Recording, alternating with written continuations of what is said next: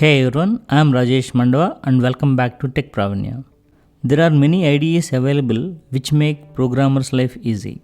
And the famous IDEs are like Eclipse, IntelliJ, STS which is Spring Toolsuite. There are many such IDEs are available in the market. Then which is the best IDE for any programmer or developer? This is very difficult to answer as different people will get addicted or they will be habituated for different IDEs. Everyone claim the IDE which they are using is more comfortable and better. In this video, let us have a look at how to install and make use of IntelliJ IDE. IntelliJ is one of the most famous and widely used IDE in the market, as it is providing many shortcuts and also flexible with plugins. So this is adapted by many programmers. IntelliJ is given by JetBrains. So let's download and install on our machine. In this video I'll show how to do it on the Windows. Let's go ahead and see that.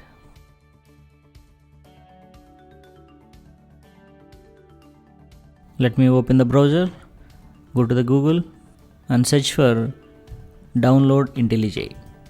I try to open the very first link which is provided by JetBrains. It is taking us to the download section. If you look at this, we can understand, I'm trying to download for Windows. It is showing two different editions here. One is Ultimate Edition, the other one is Community Edition. Using Ultimate Edition, we have to pay some amount for that. This is licensed one. Better we go for Community version. But here we have to understand that there are some differences, both are not same. So if you look at this, scroll down and have a look at this. Ultimate Edition is providing support for web application development like Spring, Java EE, all other. It has many other features. They're all not available with Community Edition. For the timing, I still go ahead and download only Community Edition as it is free. It is free and open source. If you still want to use Ultimate Edition, yes, you can do that for 30 days by registering with your email. You can feel all the features of Ultimate Edition. But if you want to go further, you have to purchase a license for it. This is fine for showing you how to write a simple Java application. Let me download it. Click on download. It has started downloading. It's hardly 546 MB. The downloading is almost over. Let's go ahead and install it.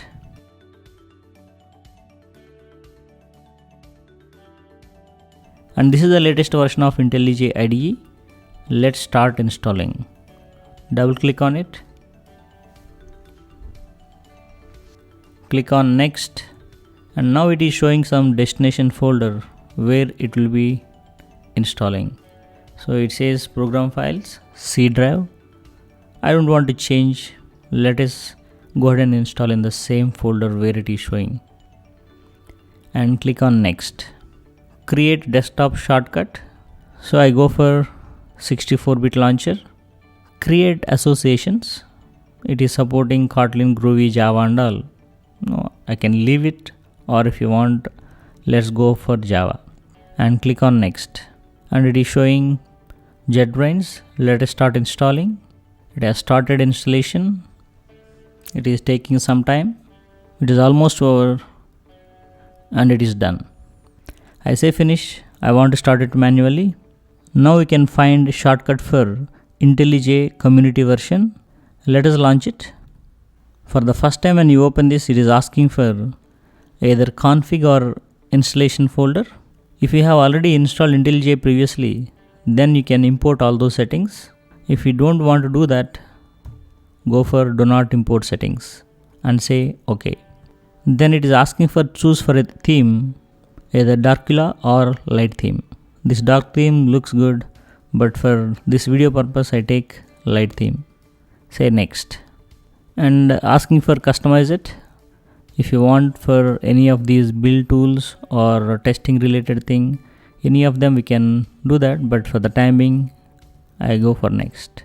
Even here we can install some plugins here, maybe related to Scala and a few shortcut related, key promoter X or whatever, but I don't want to do anything. And start using IntelliJ. It's launching. Now we find some welcome screen here. From here we can create some project and start building it. So create new project for creating a simple Java project. So we have various options here for creating Java project, JavaFX, Android project. We have various options, but our aim is creating Java project. I choose it by default. And asking for JDK version, and it will display the list of JDKs available on the machine. Here you can find 11 and 14. I choose 14.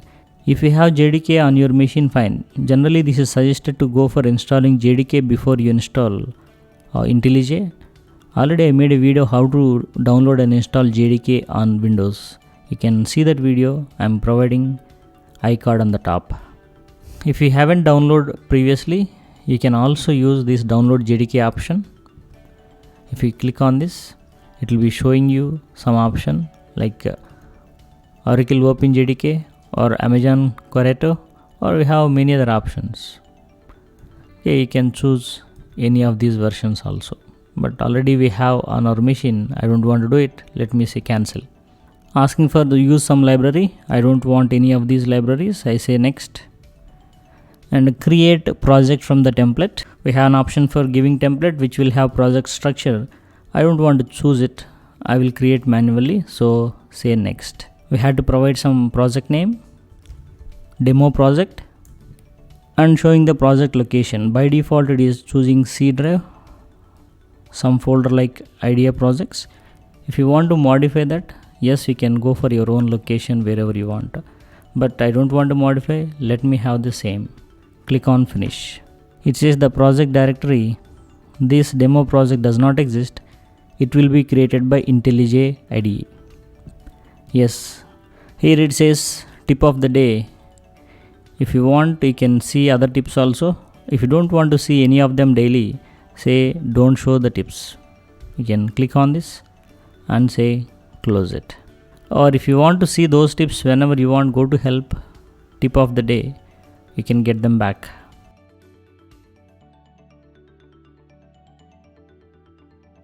You can find panels here, project, structure, favorites. Double click on this demo project. This project window shows all the directories which are created for this project. Let's try to create a simple Java program and try to execute here. Let me choose new Java class. I want to create a new Java class. Here I am specifying some name for it. I can give some name here for the class. I can give sample, but this is always better to have any class within the package. So let me specify the package name also, com.techpravanya.sample. A package by the name com.techpravanya is created, and we have sample class inside. Let's say I need to have a main, which is main method. We can just write main, say control space. This is one way we can get. There is other way, psvm. Even this way we will get the main method. You can choose any of them. Now inside the main method I need to write a simple print statement. Now I need to write simple print statement. I write sout, simple message saying that welcome to TechPravanya. Right now the font is not visible. I want to increase the size of the font. We can do this from this IntelliJ. Go to file, settings, editor. Under editor we have font option. Right now it is size 13. Let me go for 18. I hope it will be visible. Apply and say OK. Right, this is better than before. This is how we can increase the size of the font. Now our aim is executing this program. So if you find in this project we have only source file, which is a sample Java file is available, but we need class file. But this IntelliJ will do everything for us. It will generate the class file and then start executing it. So let me right click and then run. We had to run it for the first time. Run in this way. It is trying to build this project. It's about to run. Yes, it has given some output. We got welcome to TechPravanya. And if you observe in the demo, in the project, we got some new folder which is out folder. This folder is automatically created by IntelliJ. Let us open and see that inside we have production. In the production we have demo project. There we have the package com tech pravanya, and finally we have sample.class. This is the class file we try to execute. So we have both Java file and also class file. This class file and this folder structure is created automatically by IntelliJ. And again in the future, if you want to run any number of times, you can go for this green button also. Just click on it. We will get the output. Yeah, we got it again. We can shift the control between run window and the editor by using Alt 4. From here I can again move to the editor by using Alt 4. Right, we can get back to run window using Alt 4. So this is how we try to develop a simple Java program and then try to run it.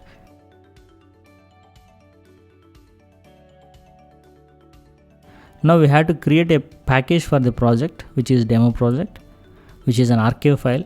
For this we had to create an artifact for this build. That is what we try to do that. If you want to move any of your projects to the production servers, we need to have those artifact. So let's have that jar. So the built jar file is called artifact. Let's try to create that. Go to the file, go to the project structure. Here we have artifacts. Select that. We don't have any. Try to create new. Then it is asking for jars. Yes, we have to create that jar. I had to select from modules with dependencies. Let me choose this. Then asking for the module. Yes, this is what is the project we have created. Let's go ahead with the same. But I have to specify the class, which main class we had to choose. And here it will display all the classes available in this. I have only one. Let me choose it. Have the defaults. I'm not changing any of them. Say OK. And click on OK as everything is fine. But we did not build the jar file. Let's go ahead and do that. Go to build and we have to build artifacts. So let's choose the demo project and then build it. Now you can find artifacts folder here under out. Just click on this. We got the jar file. Here we go. So we can run our project from here also by using the jar file. But for running any Java project from the jar file, we need to have some configuration. Let's go for configuration this jar file. So that can be done from edit configurations. We don't know where exactly it is, but still we can find it. There's a shortcut we use. Let's say double shift. Here you can enter edit configurations.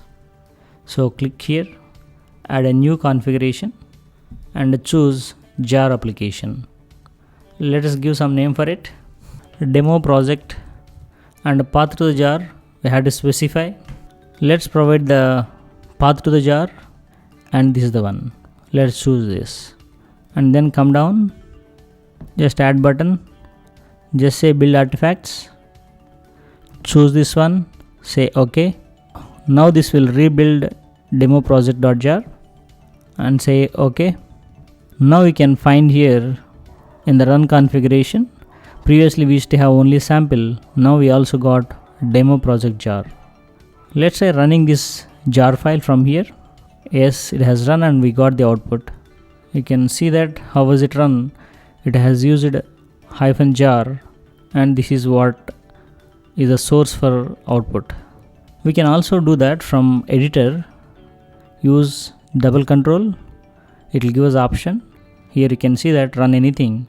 We can choose sample. Choose for running it. Yes, it is running. We got the output and it is running sample. Okay, by using this Java agent. Previously, if you want to run with jar file, we'll get jar here. Let's see trying doing that also here. I said shortcut for it, double control, we got demo project jar. Let us run this. We are running it, we got the output. This time it has used jar and you can check the path and it is running jar, not the class file. So this is how we try to develop a simple Java project with IntelliJ and how to run it and creating artifacts and using them for execution purpose.